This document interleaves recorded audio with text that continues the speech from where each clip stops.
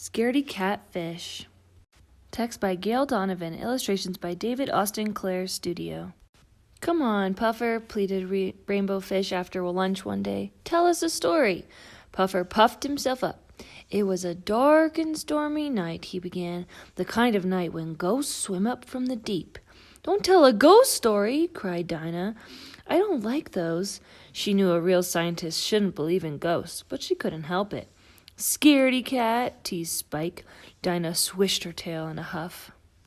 "I wonder what's really down in the deep?" asked Tug. Nobody knew the answer. Little fish were not allowed to leave the shallow, sunlit waters of the coral reef and swim down into the dark, cold deep. Rainbow Fish and his friends knew that Jonah the whale patrolled the edge of the reef and kept everyone safe, but none of them have ever seen him. "I'm not afraid of the deep," boasted Spike. "I'm not afraid of anything." "Everyone's afraid of something," said Tug. "Sometimes I worry about getting lost, just like that time in Crystal Caverns." "Me too," said Rusty. "I'm afraid of sea storms," said Rosie. "I don't like all the thunder and lightning." "Me too," said Rusty. "Well, I don't like acting on stage," Puffer admitted, "but that's because I'm a million times better backstage." "We know, Rusty," the friends cried in unison. Spike laughed at all of them. What a bunch of scaredy-cats. "I am not a scaredy-cat," said Dinah. "I know it's silly to be afraid of ghosts. I know they're not real. That's why I play at the sunken ship. I'm trying to face my fear head on. It's not scientific to be afraid." "Scaredy-cat," sang Spike. "Quit it, Spike," said Rainbow Fish. He didn't like the way Spike was teasing everyone, and he was nervous that Spike would pick on him next. Rainbow Fish didn't want to say his fear out loud. Luckily, Miss Cuddle rang the bell, and it was time to go back to class. All afternoon, Rainbow Fish thought about what Dinah had said. Maybe his fear was silly, too. Maybe she was right. Maybe he should try and face his fear. After school, Rosie called, "Hey, Rainbow Fish, come play Follow the Leader." "Sorry," said Rainbow Fish. "I can't. I have something I have to do." "Can I come?" asked Tug.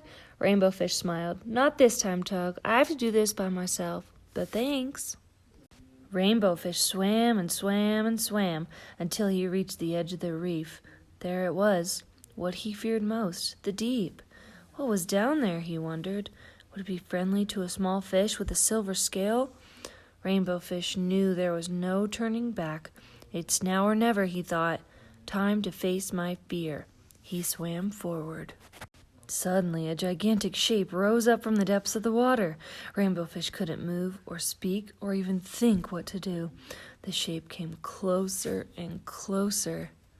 "Hello, Rainbow Fish," a large voice boomed. "What are you doing way out here at the edge of the deep, where little fish don't belong?" Rainbow Fish looked up and saw that huge voice belonged to a giant whale. "Jonah," he whispered, relieved. Rainbow Fish told Jonah the whole story. "Not all fears are silly," said Jonah when Rainbow Fish had finished. "If you hear a little voice inside your head telling you something might be dangerous, then listen to it. That little voice is called common sense. Listen to yourself, not to friends who tease you or call you names." Rainbow Fish nodded. He felt a lot better. "I'll watch you swim home now," said Jonah. "Remember, I'm always here watching out for you, but I want you to watch out for yourself, too." "Weren't you afraid?" asked Rusty the next day when Rainbow Fish told his friends all about going to the edge of the deep. "Yes," said Rainbow Fish, "but Jonah said it shows good common sense to be afraid sometimes." "Ha! You mean nonsense," said Spike. "I'm still not afraid of anything." "Look," said Rosie, "a flying fern." "Ah, get it off," roared Spike as the plant fluttered onto his fins. "Quick, get it off of me." "It's just a harmless little plant," said Dinah. "It can't hurt you." "Yeah, but they're so sticky. Spike stammered. "Is that your little voice talking, Spike?" Rosie asked, giggling. Spike laughed too. "Yeah, I guess it's telling me it's okay to be a scaredy cat." The end.